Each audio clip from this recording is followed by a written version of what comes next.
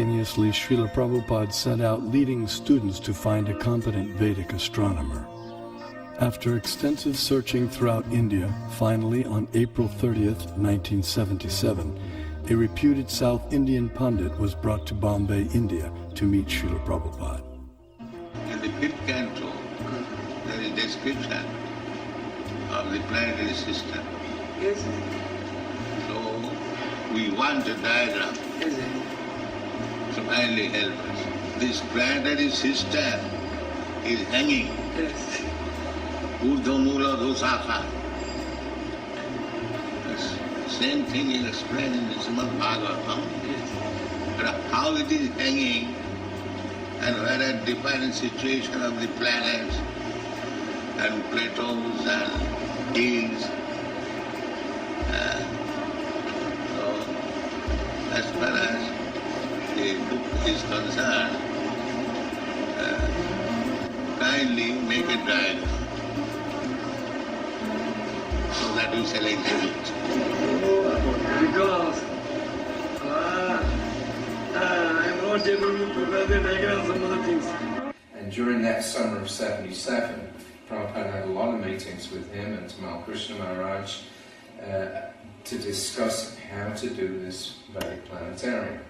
And they actually sent people out, they tried to get people from South India.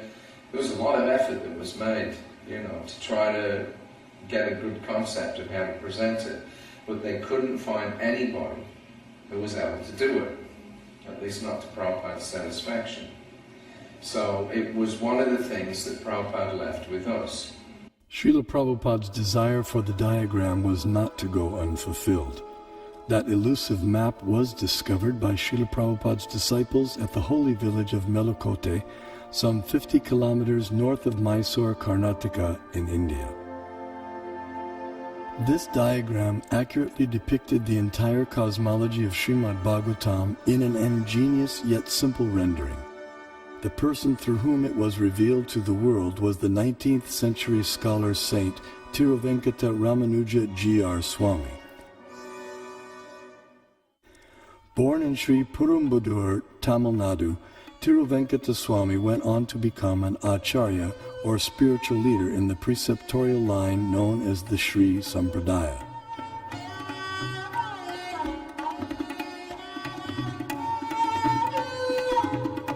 He spent several years of his life in Melukote, which 900 years earlier had been the residence place of Sripad Ramanujacharya, the most prominent acharya of the Sri Sampradaya.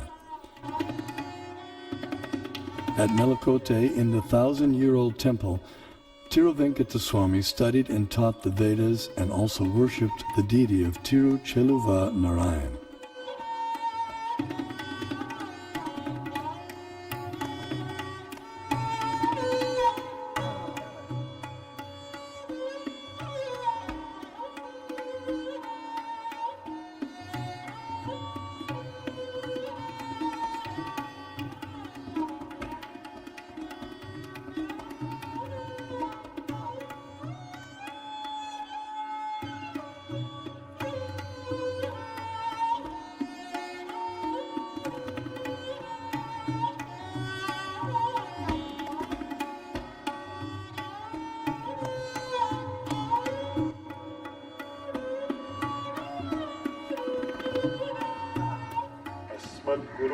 भगवतोऽस्य दयैकसिन्धोः रामानुजस्य चरणौ शरणं प्रपद्ये.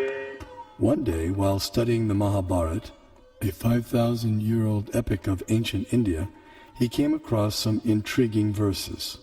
In the 5th chapter of Jambu Kanda, Bhishma Parva of Mahabharata, it is said, Sudarshanam pravakshami dvipastu gurunandana parimandalo maharaja dvipoyam chakra samstita yato hi purusha pashyet darshanam mukhamatmana evam sudarshana dvipo drishyate chandramandale dviramshe pipalastatra dviramshe cha saso mahan sarvaushadhi samavayes sarvatah parivarita.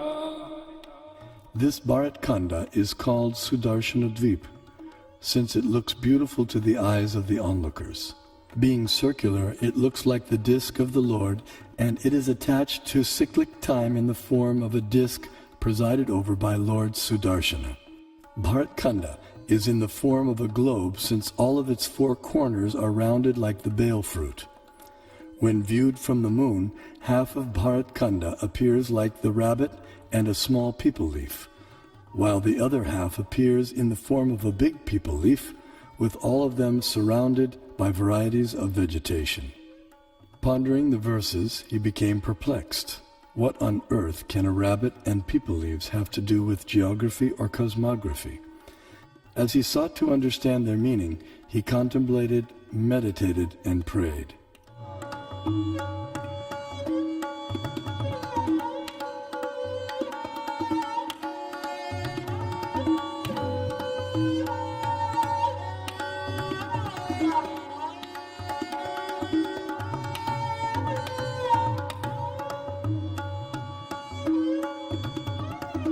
Finally, by divine inspiration, he sketched a drawing of the rabbit and the peepal leaves, but still remained mystified about their connection with the Earth's geography. Suddenly it dawned on him that if the drawing was turned upside down, the rabbit perfectly corresponded with Europe, Asia, and Africa, while the peepal leaves corresponded with North America, South America, and Australia. These continents comprise our Earth, which the Mahabharata calls Bharatkhanda. Vishnu Purana. We had the great stalwarts in Kerala, like Madhava, who gave infinite series formulae for sine, cosine, pi, nearly 2 centuries before Newton was born, to teach calculus to the world. Albert Einstein also recognized the contribution of Vedic mathematics to science. We owe a lot to the Indians, who taught us how to count, without which no worthwhile discovery could have been made. Vedic cosmological knowledge is revealed in two primary texts, namely the Puranas and the Jyotisha. Among the Jyotisha texts, the Surya Siddhanta is prominent and gives precise mathematical formulae for calculating planetary motions. The Surya Siddhanta contains extraordinary astronomical calculations which predate modern science itself. However, many contemporary scholars have been unable to understand Puranic cosmology. Nevertheless, detailed studies of both texts show that their foundational astronomical principles are identical. For instance, both calculate atomic time as the time it takes for the sun to pass over an atom.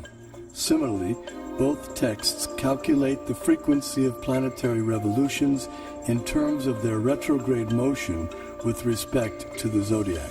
Furthermore, the apparent contradictions between the two texts are resolved by using the formula for converting the actual distances recorded in the Puranas into angular velocity stated in the Jyotisha.